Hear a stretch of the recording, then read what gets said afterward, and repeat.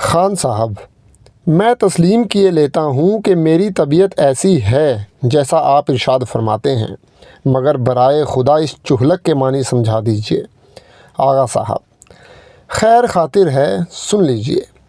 محاسب لوگ خانہ پری کے بجائے نداردے یہ نشان ایکس بنا دیا کرتے ہیں، اس لیے اس سے یہ مطلب نکلا کہ کمر معدوم ہے۔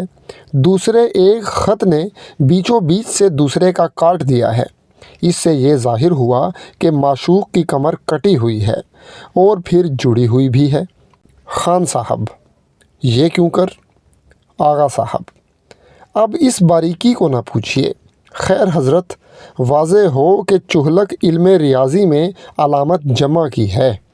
لطف یہ ہے کہ علامت کی کوئی مقدار نہیں ہوتی۔ مطلب یہ نکلا کہ کمر باوجود معدوم ہونے کے جسم کے دونوں حصوں کو جوڑے ہوئے ہے۔ احباب حضرت، بس نازک خیالی کی حد ہو گئی۔ جو کوئی اتنے علم جانتا ہو وہ آپ کے شعر سمجھے۔ آغا صاحب: اسی سے تو میں ایسے ویسوں کے سامنے پڑھتا نہیں۔ افسوس استاد مرحوم زندہ نہ ہوئے تو ان شعروں کی کچھ داد ملتی۔ اب سمجھنے والوں میں کون رہ گیا ہے؟ خیر، اب مقطع سن لیجیے۔ طبیعت کل کلفت ہو گئی، کوئی قدردان نہیں ہے۔ بس قزاق بس طب قیامت خیز کو روکو، غضب ہو جائے گا فوج مضامی میں جو ہلچل ہو۔ احباب، مقطع پھر عنایت ہو۔ آغا صاحب نے دوبارہ پڑھا۔ نواب صاحب: کیا زبردست تخلص رکھا ہے، قزاق۔ آغا صاحب: معاف فرمائیے گا، ہے تو کچھ ایسا ہی، مگر کچھ نازیبا نہیں ہے۔ ایک تو خاندانی اعتبار سے، اس لیے کہ فدوی کے آبا و اجداد دشت قفچاق میں لوٹ مار کیا کرتے تھے۔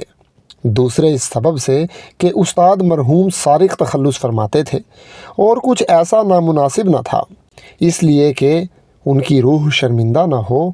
عمر بھر اگلے شاعروں کے مضمون چرا چرا کے شعر موزوں فرمایا کیے۔ سارا دیوان ملاحظہ کر لیجئے، شاید ہی کوئی شعر نیا ہو۔ جب اشہب خامہ کی لگام میرے دست اقتدار میں آئی تو میں نے سرقہ کو اپنی شان کے منافی سمجھ کے قزاق تخلص رکھ لیا۔ کچھ نہ سہی، اس میں ایک طرح کا بانک پن تو ہے۔ بندے کا یہ دستور رہا کہ شعرائے ماضی و حال کے مضامین زبردستی چھین چھین کے اپنے قبضے میں کر لوں گا۔ نواب: بہت مبارک۔ مشاعرہ ختم ہونے کے بعد فالسہ کی برف جمائی گئی، اس کی دو دو قلفیاں احباب نے نوش کیں، سب اپنے اپنے مکان تشریف لے گئے۔ اس کے بعد دسترخوان بچھا، منشی صاحب نے اور میں نے اور امراؤ جان نے کھانا کھایا۔ منشی صاحب امراؤ جان سے: ذرا اپنا وہ مقطع تو پڑھیے جو آپ نے پہلے پڑھا تھا۔ امراؤ جان: کس کو سنائیں حال دل زار اے ادا، آوارگی میں ہم نے زمانے کی سیر کی۔ منشی صاحب: اس میں شک نہیں کہ آپ کے حالات بہت ہی دلچسپ ہوں گے۔ جب سے آپ نے مقطع پڑھا ہے مجھے یہی خیال ہے، اگر آپ اپنی سرگزشت بیان کریں تو لطف سے خالی نہ ہوگا۔ میں نے بھی منشی صاحب کے کلام کی تائید کی، مگر امراؤ جان بچتی تھیں۔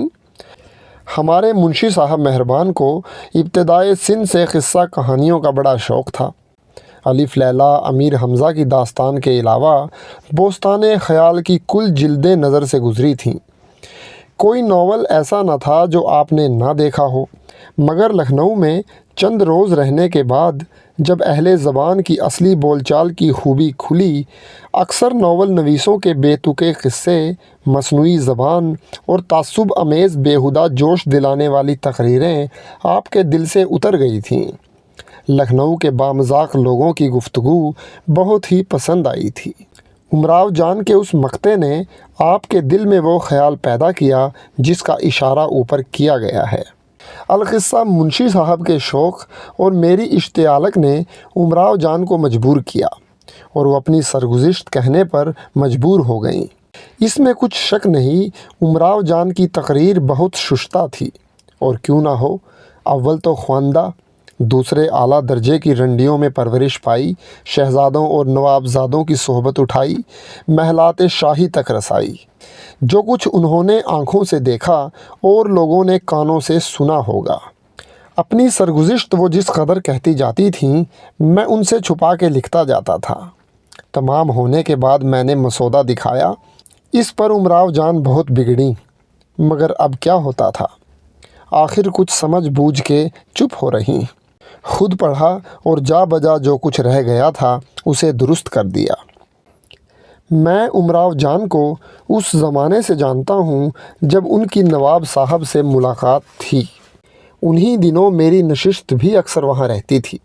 इस सरगुज़िश्त में जो कुछ बयान हुआ है, मुझे उसके हर्फ ब हर्फ सही होने में कोई शक नहीं है, मगर ये मेरी ज़ाती राय है। नाज़रीन को इख्तियार है, जो चाहें क़यास करें। मिर्ज़ा रुस्वा। उमराव जान अदा। लुत्फ़ है कौन सी कहानी में, आप बीती कहूँ कि जग बीती। सुनिए मिर्ज़ा रुस्वा साहब, आप मुझसे क्या छेड़ के पूछते हैं।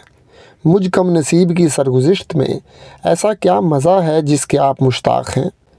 एक नाशाद नामुराद आवाराए वतन खानुमा बर्बाद नंगे ख़ानदान आरे दो जहां के हालात सुन के मुझे हरगिज़ उम्मीद नहीं कि आप खुश होंगे।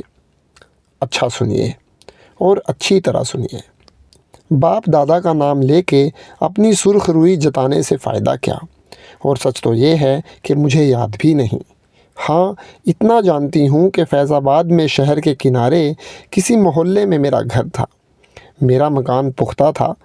आसपास कुछ कच्चे मकान, कुछ झोंपड़े, कुछ खपरेलें। रहने वाले भी ऐसे ही वैसे लोग होंगे, कुछ बहिश्ती, कुछ नाई, धोबी, कहार। मेरे मकान के सिवा एक और ऊंचा घर उस मोहल्ले में था। उस मकान के मालिक का नाम था दिलावर ख़ान। मेरे अब्बा बहू बेगम साहिबा के मकबरे पर नौकर थे। मालूम नहीं काहे में, नाम क्या था, क्या तनख्वाह थी। इतना याद है कि लोग उनको जमादार कहते थे। दिन भर मैं अपने भाई को खिलाया करती थी, और वो भी मुझसे इस कदर हिला हुआ था कि दम भर के लिए न छोड़ता था। अब्बा जब शाम को नौकरी पर से आते थे, उस वक्त की खुशी हम भाई बहनों की कुछ न पूछिए। मैं कमर से लिपट गई, भाई अब्बा अब्बा कह के दौड़ा दामन से चिमट गया। अब्बा की बाँछें मारे खुशी के खिली जाती थीं। मुझको चुमकारा, पीठ पर हाथ फेरा, भैया को गोद में उठा लिया, प्यार करने लगे। मुझे खूब याद है कि कभी खाली हाथ घर न आए थे।